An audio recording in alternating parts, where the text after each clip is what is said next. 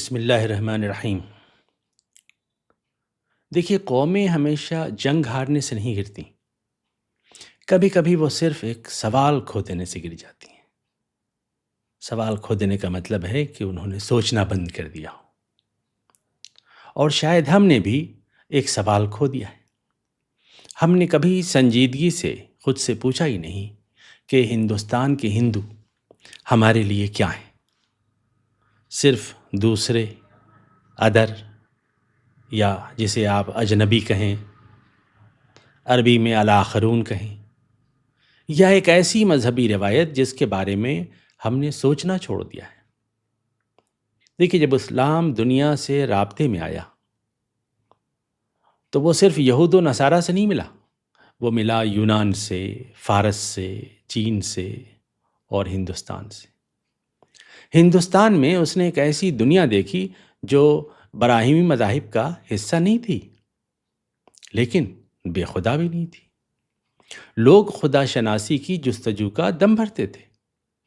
یہاں روح کا تصور تھا، آخرت کا تصور تھا، کتاب کا تصور تھا، نجات کا تصور تھا، اور اخلاقی جواب دہی تھی، اور ایک اعلیٰ حقیقت کی تلاش بھی تھی۔ تو سوال پیدا ہوا کہ کیا یہ صرف شرک تھا یا کسی قدیم الہی پیغام کی مدھم یاد؟ یہ سوال تلواروں نے نہیں پوچھا، اہل علم نے پوچھا، اسکالرز نے پوچھا۔ البیرونی نے ہندوستان کو فتح کرنے کے لیے نہیں بلکہ سمجھنے کے لیے پڑھا۔ اس نے محسوس کیا کہ عوامی مذہب اور فلسفیانہ مذہب الگ الگ ہیں۔ ظاہر میں کثرت ہے، باطن میں وحدت کی جستجو۔ شہرستانی نے ہندوستانی مذاہب کو محض باطل کہہ کر رد نہیں کیا، بلکہ ان کو انسانی ایمان کی بڑی تاریخ میں، ریلیجس ہسٹری میں ایک اہم مقام دیا۔ یعنی ہماری علمی روایت نے دروازہ بند نہیں کیا، اور قرآن بھی دروازہ بند نہیں کرتا۔ وہ ایک اصول دیتا ہے، وَإِن مِّنْ أُمَّةٍ إِلَّا خَلَا فِيهَا نَذِيرٌ۔ کوئی قوم ایسی نہیں گزری جس میں کوئی خبردار کرنے والا نہ آیا ہو۔ وَلِكُلِّ أُمَّةٍ رَسُولٌ۔ ہر امت کے لیے ایک رسول ہوا ہے۔ یہ صرف آیات نہیں ہیں، یہ انسانی مذہبی تاریخ کے بارے میں ایک بنیادی اعلان ہے۔ انسانی تہذیب وحی سے خالی نہیں رہی۔ کوئی قوم مکمل اندھیرے میں نہیں چھوڑی گئی۔ اگر ہر قوم میں نذیر آیا تو ہندوستان بھی اس سے مستثنیٰ نہیں ہو سکتا۔ تو کیا یہ ممکن ہے کہ یہاں بھی کبھی کوئی صدا آئی ہو جو وقت کے ساتھ روایت میں بدلی، اور روایت علامتوں میں؟ یہی وہ مقام ہے جہاں سے شبہ اہل کتاب کا امکان جنم لیتا ہے۔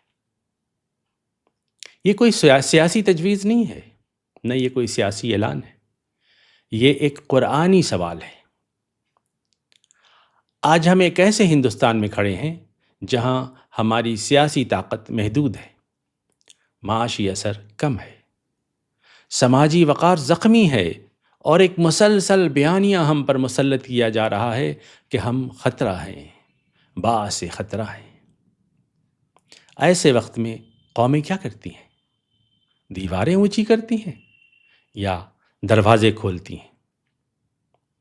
ہماری اصل طاقت کبھی سیاست نہیں تھی، ہماری اصل طاقت ہمیشہ ایک پیغام تھی۔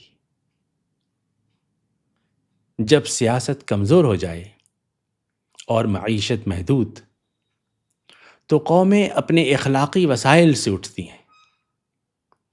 اگر ہم سیاسی دروازوں پر دستک نہیں دے سکتے تو دلوں کے دروازوں پر دے سکتے ہیں۔ یہ مکالمہ مجبوری نہیں ہے، یہ محض سماجی ضرورت بھی نہیں، یہ ایک قرآنی جرأت ہو سکتی ہے، بلکہ دینی فریضہ ہو سکتا ہے۔ اگر قرآن انسانی مذہبی تاریخ کو مکمل باطل قرار نہیں دیتا تو ہمیں بھی اسے صرف رد کرنے کے بجائے سمجھنے کی جرأت کرنی چاہیے۔ یہ مکالمہ نہ مناظرے کے لیے ہوگا، نہ غالب آنے کے لیے، بلکہ مکالمے اور مفاہمت کے لیے۔ اور شاید نفرت کے اس زمانے میں یہی سب سے بڑا انقلابی قدم ہوگا۔ ہم اپنے گھروں میں افطار کے دسترخوان بچھاتے ہیں، مگر کیا اس سال یہ دسترخوان صرف کھانے کا دسترخوان رہے گا یا یہ دعوت کا دسترخوان بن سکتا ہے؟ کیا ممکن ہے کہ اس رمضان ہمارے دسترخوان پر ایک غیر مسلم پڑوسی بھی ہو، ایک آفس کولیگ بھی ہو، بازار کا جان پہچان والا بھی ہو، محلے کا کوئی ہندو دوست بھی ہو؟ صرف ایک، صرف دو؟ کیونکہ ہم ایک ایسے ہندوستان میں کھڑے ہیں جہاں ہماری سیاست کمزور ہے، معیشت محدود ہے، سماجی وقار زخمی ہے، اور نفرت کا ایک بیانیہ ہمارے اور ہمارے اہل وطن کے درمیان ایک نئی دیوار کھڑی کر رہا ہے، بلکہ کھڑی کر چکا ہے۔ رمضان صرف عبادت کا مہینہ نہیں، یہ دل کھولنے کا مہینہ ہے۔ اگر ہم سیاسی دروازے نہیں کھول سکتے تو افطار کے دروازے کھول سکتے ہیں۔ ایک دسترخوان، دو واٹر ٹائٹ کمپارٹمنٹس کے درمیان پہلا پل بن سکتا ہے، وہ پل جہاں ہم اور ہمارے اہل وطن پہلی بار بطور انسان ملیں۔ شاید نفرت کے اس زمانے میں سب سے انقلابی عمل کوئی تقریر نہیں بلکہ یہ ایک دعوت ہو۔ اگر ہم نے یہ آغاز نہ کیا تو شاید دیواریں مزید بلند ہو جائیں گی، اور اگر ہم نے ایک دسترخوان کھول دیا تو ممکن ہے اسی سے مکالمہ شروع ہو۔ یہ مکالمہ صرف سماجی سطح پر نہیں ہے، یہ ایک گہرا تھیولوجیکل امکان بھی رکھتا ہے۔ اگر ہم اہل حنوت کو کم از کم شبہ اہل کتاب کے دائرے میں دیکھنے کی جرت کریں تو اس کا مطلب یہ ہوگا کہ ہم انہیں مکمل مذہبی خلا میں کھڑا نہیں سمجھتے، بلکہ ایک ایسی انسانی روایت کے وارث سمجھتے ہیں جس تک کبھی الہی تنبیہ پہنچی ہو۔ اگر ایسا ہو تو پھر مکالمہ محض رواداری نہیں رہتا، وہ قرآنی بنیاد پر اشتراک بن جاتا ہے، وہی اشتراک جس کی دعوت قرآن دیتا ہے۔ یا اہل الکتاب تعالوا الی کلمۃ سواء بیننا و بینکم، آؤ ایک مشترک کلمے کی طرف آئیں۔ اگر یہ بنیاد قائم ہو جائے تو نفرت کی دیوار کسی سیاسی مفاہمت سے نہیں بلکہ خود قرآنی اصولوں پر گر سکتی ہے۔ یہ کوئی مکمل فیصلہ نہیں، یہ کوئی فوری فتویٰ بھی نہیں، یہ صرف ایک دروازہ کھولنے کی بات ہے، اور اس دروازے کو کھولنے کی ذمہ داری اب بھی ہم پر باقی ہے۔ ہم نے ابھی تک یہ سوال سنجیدگی سے اٹھایا ہی نہیں۔